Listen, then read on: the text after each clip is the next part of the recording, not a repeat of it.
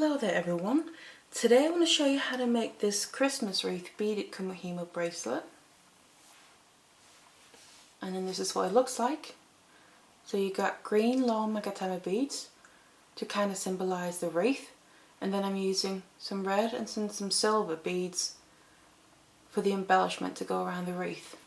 And then turn it into a bracelet. So if you want to learn how to make that, then keep watching.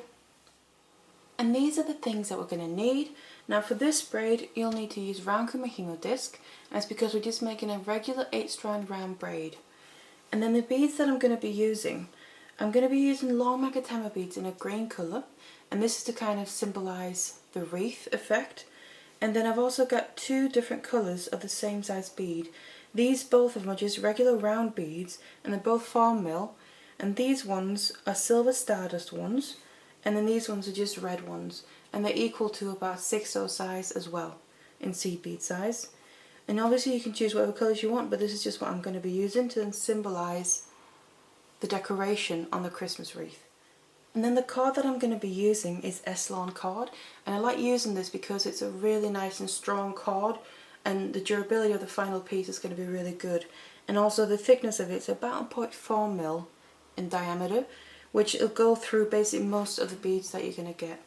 And I'm using it in a green colour just to match with the colour of my long magatamas, so it'll blend in nicely.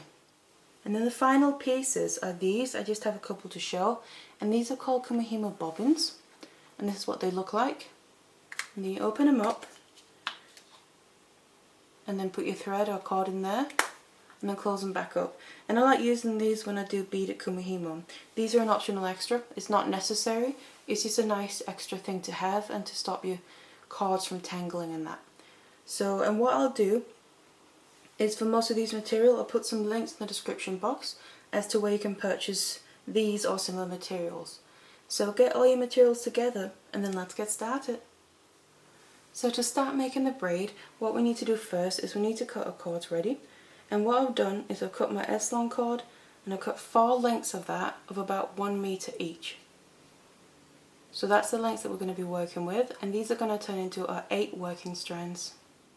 And then what I'm going to do with these is I have them all gathered, so they're roughly end to end, they're the same place. So what I'm going to do is actually fold them over in half and get the 2 sides and 2 ends together like this. So when I move up here, where I have my finger, that's roughly the middle of all my cords. So what I'm going to do here is just tie a completely regular overhand knot with all 4 on each side working as one. So you just tie a regular knot like this, roughly where you then have the middle of the braid. Like so. So I now know that this is the middle, and we now need to set up on our disc so we can start making the braid. So all I'm going to do with this is I get my Kumihimo board out, and then this knot that we tied in the middle of all our cords, this I'm going to put kind of through the middle. And then what you can do is tie a piece of excess cord or a piece of wire around this to kind of help have something to pull it through. Otherwise you can just tie a knot like this and hold on to it. And then to distribute all the cords, we're doing a basic 8-strand braid. So we need 2 around the top dot. I'm just working with the dots in this case, don't worry about the numbers. And 2 around the side. And then the last 4 that we have, we need 2 around the other side, like this. And then 2 around the bottom dot as well. And then you can just adjust them so your knot sits there in the middle of your hole in the disc. And that's just the setup of your disc, so a basic 8-strand braid. And then before I start adding in my beads, I just want to do a little section first using just the cord to make a bit of a braid, because we're going to use that little piece of braid at the end to finish off the bracelet. So you just do that regular however you normally do it. I normally take my top left, and bring it down, and then my bottom right and bring it up, and kind of make sure that you pull this knot downward a bit, or if you have something like I said to help pull it down, turn your disc and just continue like this, a regular 8-strand braid, just so you have about a section of maybe 1 centimetre or so, 1 to 2 centimetres of braid with just the cord, and then we'll start adding in the beads. So I've now threaded on all my beads onto all my lengths of cord, and this is how you want them to sit. Now, to help you place on the beads properly, you can just pause the video at this point while you're adding them to your lengths of cord. But what I'm going to do as well is I'm going to make a blog post on my blog on my website about this braid in particular, where I'm going to have some pictures and description to help you how to add on the beads. And I'm going to put a link directly to that blog post in the description box. So if that might be helpful for you, please feel free to go and have a look on that as well. But to give you a bit of a description and an idea in this video how I've added on the beads, I'll just go through that briefly now. So what you'll find on all your lengths all the way around your disc is that once you move past the beginning of where you've added your beads onto your lengths of cord, they repeat the same pattern. So that pattern is, I have 6 of my long magatama beads in the green, and then one of the round ones, and it's either a red or the silver. Obviously if you choose to just use one colour of the round ones, it'll just be the same one throughout. But in this case it's in 6 long magatamas, then a silver, 6 long magatamas and a red. And that's just an example, but that's how the main pattern is throughout all of the strands. So the only thing that's different from strand to strand around your disc is if you're using 2 colours where they're situated, but also the very beginning of your strands where you added your beads. Because some strands start with 1 magatama and then around, and some start with 6 and then around. So that's what I'm just going to quickly go through now. So to start out with these 2 strands, because these are the ones that have the smallest amount of magatamas first, these each have 1 magatama and then a round. Now what you'll find is if you're using 2 colours, one of them has the silver round and the other one the red. But that's basically the 2 very opposite each other. So on the disc it's this one and this one. They both start out with 1 magatama and then around, and then move into the same pattern of 6 magatamas around, 6 magatamas and around, and then it's just different colour of the round one. Moving on to the 2 strands right next to them, so it's these 2, again they are very opposite each other on the disc, so if you were to split it down the middle, they mirrored each other, and these strands both start with 5 long magatamas and then around, and on this one, it's the 5 magatamas and then a red one instead of the silver one that's on the same side of the disc. So this one on this side with the 1 magatama was the silver, and then it's 5 magatamas and then a red, and up here it's 5 magatamas and then a silver.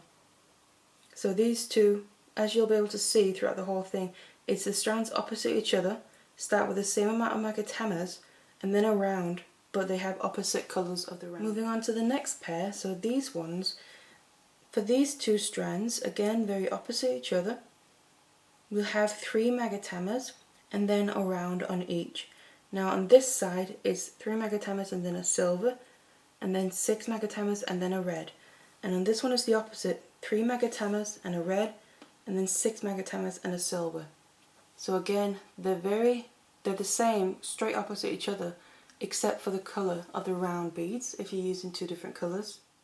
And for the last 2 strands, that again are very opposite each other, I have 6 magatamas on each side, and on this side we start with a silver and then go straight into the regular pattern again, so the 6 magatamas and then a round, in this case a red, and the same thing down here, 6 magatamas and then a red round, 6 and then a silver.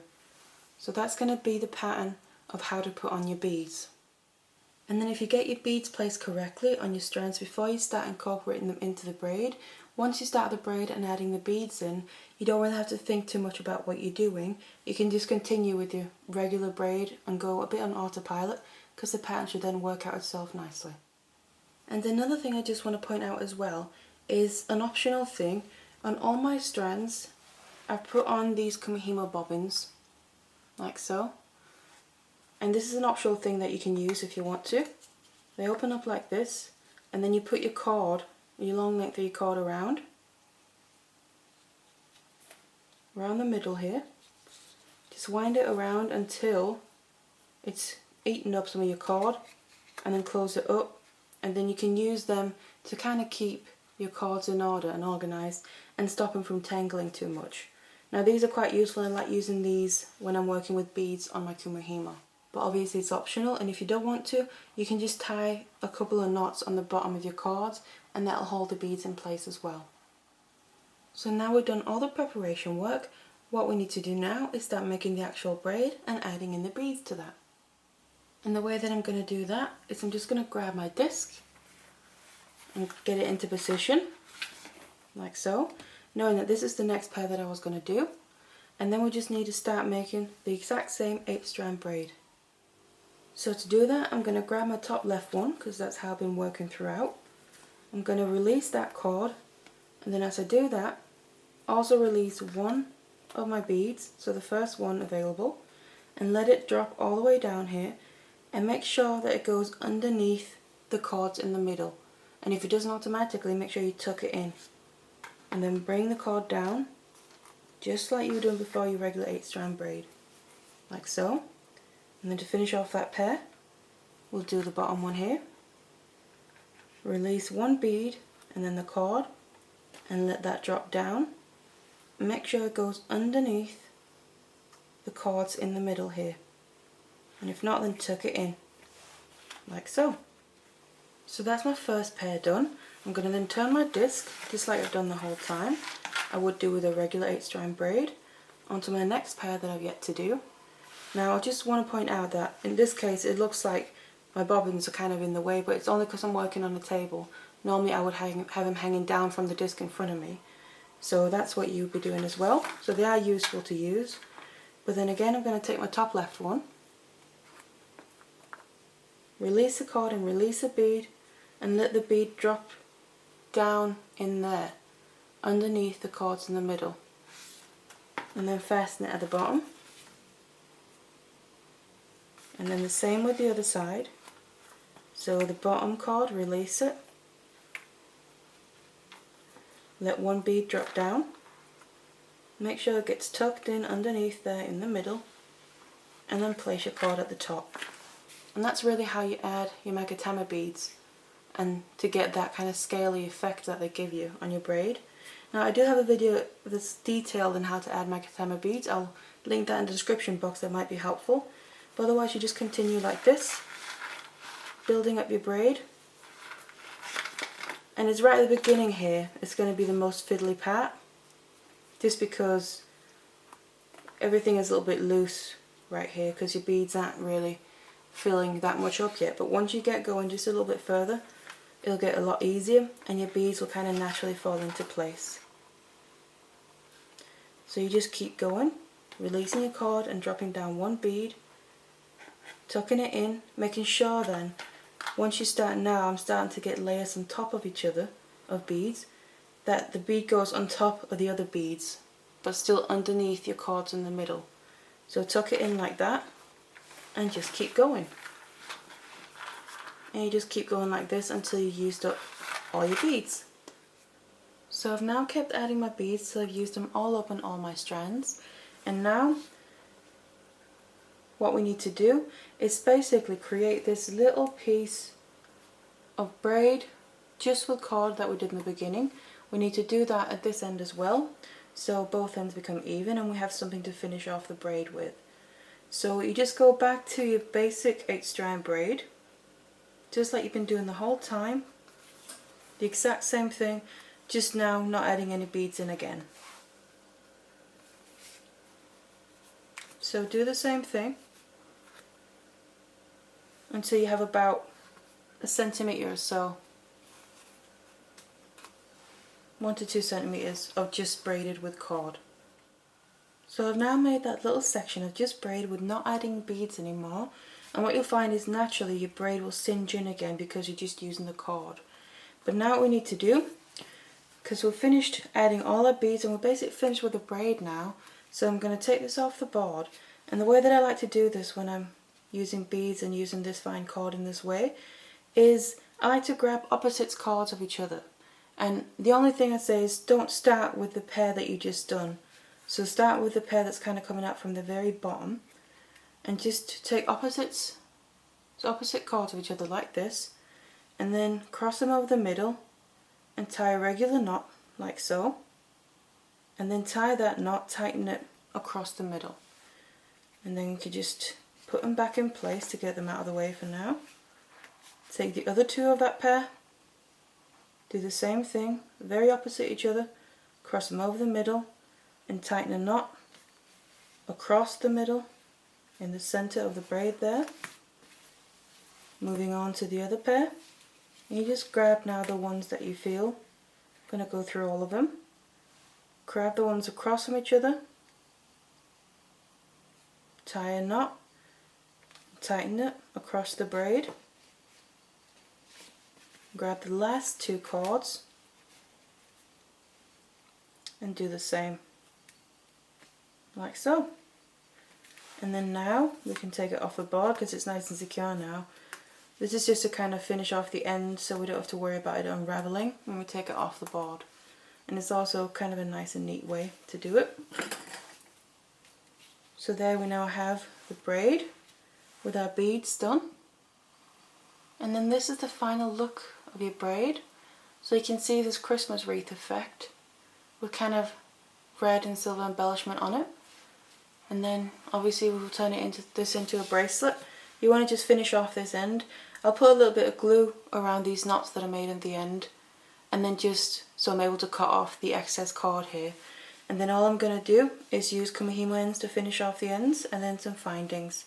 But I've got another video where I show how to do that, so I'm going to link that in the description box.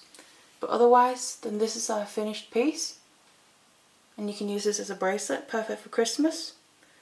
So I really hope that you enjoyed that, and thank you very much for watching. Hello there everyone, and today I'm going to show you how to make these macrame angels. So if you want to learn, then keep watching. Now these are the materials that you're going to need. You obviously need a scissor to cut your cord. You need the actual cord. In this case I'm using satin cord. This specifically is 1.5 mil, but you can use 1 mil, 2 mil, smaller, larger. Just try whatever you fancy. You need some glue just to finish it